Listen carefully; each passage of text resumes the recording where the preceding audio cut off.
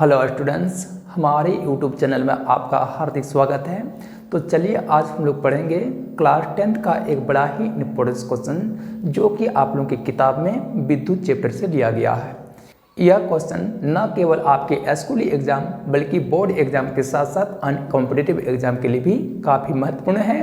तो आगामी board exam को ध्यान में रखते हुए यह क्वेश्चन लेकर हम हाजिर हुए हैं। यह क्वेश्चन कुछ इस तरह का है, ओम का नियम क्या है, इसका व्यंजक प्राप्त करें।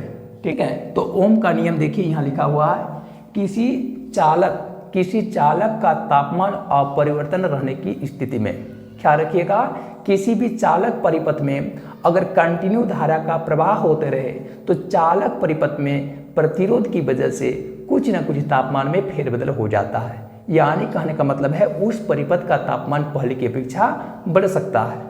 लेकिन कह रहा है कि किसी चालक का तापमान अपरिवर्तित रहने की स्थिति में, यानी तापमान अगर किसी चालक का पहले के ही समान रहे तो उनके सिरों के बीच का विभवांतर उसमें प्रवाहित हो रही विद्युत धारा का समान अनुपाती होता है। इस नियम का प्रतिपादन जर्मनी के रहने वाले एक प्रसिद्ध भौतिक वैज्ञानिक जॉर्ज साइमन ओम ने किया था। इसी के वजह से इसको हम लोग ओम के नियम से जानते हैं। ठीक है, तो ओम का नियम क्या कहता है, किसी चालक परिपथ का तापमान अपरिवर्तित रहने की स्थिति में चालक के सिरों का विभवांतर जो होता है वो उसमें प्रवाहित हो रही विद्युत धारा का समान अनुपाती होता है।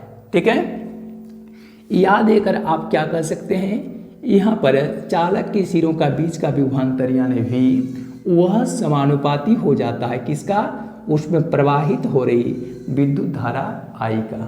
इसके कहने का मतलब ये हो गया, चालक के सिरों के बीच का विभवांतर जिस अनुपात में चेंज होता है ठीक उसी अनुपात में उसमें प्रवाहित होने वाली विद्युत धारा का मान भी चेंज हो जाता है। समझ पा रहे हैं? यानी कहने का मतलब है चालक के सिरों के बीच का विभवांतर अगर पहले की अपेक्षा डबल हो जाए तो उसमें प्रवाहित हो रही विद्युत धारा भी डबल हो जाएगी, और चालक के सिरों के बीच का विभवांतर यदि आधा हो जाए तो उसमें प्रवाहित होने वाली विद्युत धारा का मान भी पहले की अपेक्षा आधा हो जाएगी। ठीक है, जिसे आप एक ग्राफ के माध्यम से समझ सकते हैं, जिसमें देखिए क्षैतिज अक्ष पर हमने विभवांतर को दर्शाया है और ऊर्ध्वाधर अक्ष में उसमें प्रवाहित हो रही विद्युत धारा के मान को रखा है। ठीक है, तो मान के चलिए 1 वोल्ट के विभवांतर में, विभवांतर कितना 1 वोल्ट, तो 1 वोल्ट के विभवांतर में किसी एक चालक परिपथ से प्रवाहित विद्युत धारा का मान कितना है, 2 एम्पीयर है। तो उस स्थिति में 1 वोल्ट की विभवांतर पर लंब डालोगे और इसमें क्या करोगे, ऊर्ध्वाधर अक्ष पर 2 एम्पीयर की विद्युत धारा पर लंब डालोगे, दोनों जहां पर कटेगी उसे एक बिंदु के रूप में चिन्हित करोगे। ठीक उसी प्रकार से जब चालक के सिरों के बीच का विभवांतर 1 वोल्ट का डबल यानी 2 वोल्ट कर देंगे तो उसमें देखोगे प्रवाहित होने वाली जो विद्युत धारा होगी वो आपकी एमीटर में कितना रीडिंग देगी, 4 एम्पीयर का रीडिंग देगी। ठीक है, फिर वहाँ ये बिंदु प्राप्त हो जाएगा। फिर देखोगे जब चालक की सिरों के बीच के विभवांतर को 1 वोल्ट का 3 गुना यानी 3 वोल्ट कर दोगे तो वहाँ देखोगे एमीटर में उसका रीडिंग होगा वह 6 एम्पीयर का आएगा। ठीक है, तो ये बिंदु प्राप्त होगी।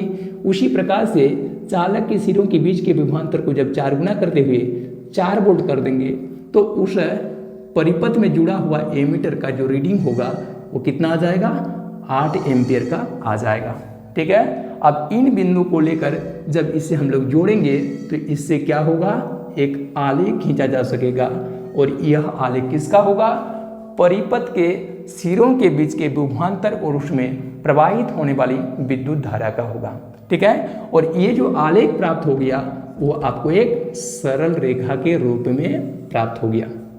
ठीक है, तो इसे अगर आप लोग देखेंगे तो कहीं पर भी देखोगे कि V और I का अनुपात करके देखें आप, जैसे यहाँ पर विभवांतर का मान अगर 1 वोल्ट रख देते हो और उसमें प्रवाहित आवेश का मान देखते हैं तो कितना है, 1 वोल्ट की विभवांतर में 2 एम्पीयर की धारा है तो 2 एम्पीयर।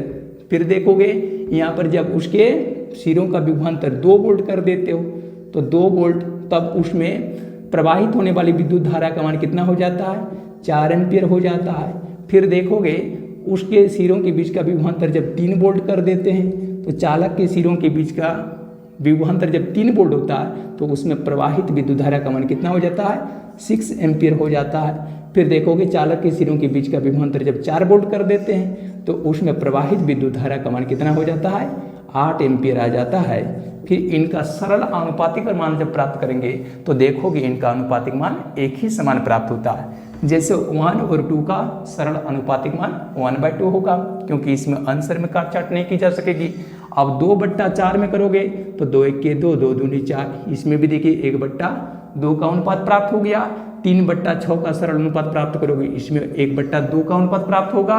और 4/8 भी देखोगे तो वह 1/2 का ही अनुपात प्राप्त होगा।